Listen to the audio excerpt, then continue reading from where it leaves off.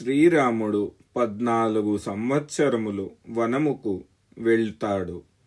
అప్పుడు ఆ సమయములో నీ పుత్రుడు భరతుడు సమస్త ప్రజా హృదయములో స్నేహము పెంచుకుని ఈ రాజ్యము మీద స్థిరముగా శాసనము చేస్తాడు. ఓ అశ్వపతి కుమారి కైకేయి, ఈ సమయములో నీవు మలినమైన వస్త్రములు వేసుకొని కోపభవనములో ప్రవేశించు. క్రోధముగా ఉండి భూమి మీదే పడుకో, మంచం మీద పడుకోవద్దు.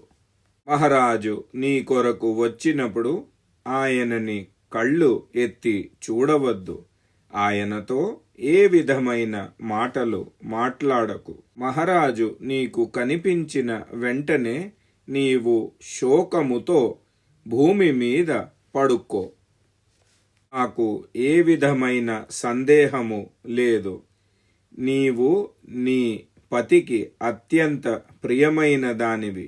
నీ కోసము మహారాజు దశరథుడు అగ్నిలో కూడా ప్రవేశము చేస్తారు.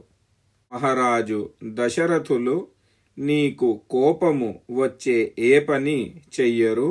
అదే విధముగా నిన్ను ఈ క్రోధ అవస్థలో కూడా చూడలేరు. రాజా దశరథునికి నీవు చాలా ప్రియము. ఆయన కావాలి అంటే ప్రాణాలైన త్యాగము చేస్తారు. మహారాజు దశరథులు వారు నీ మాట ఎప్పుడూ దాటరు. హే ముగ్ధ కైకేయి, నీవు నీ సౌభాగ్య బలముని గుర్తు తెచ్చుకో.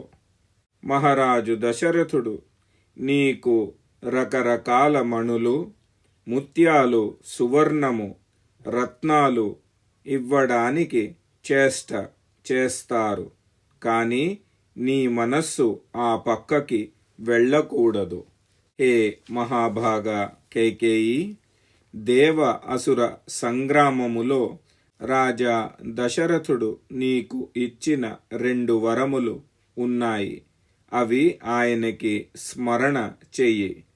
వరదాన రూపములో నీవు అడిగినది తప్పకుండా నీ అభీష్ట మనోరథము సిద్ధము అవుతుంది. రఘుకులనందనుడు రాజా దశరథుడు స్వయంగా నిన్ను భూమి నుండి లేవదీసి నీకు వరములు ఇవ్వడానికి ఉద్యుతులు అవుతారు. అప్పుడు మహారాజుకి సత్య శపథము చేయించి ఆ సమయములో నీ వరములు అడుగు. వరము అడిగేటప్పుడు ఈ విధముగా చెప్పు.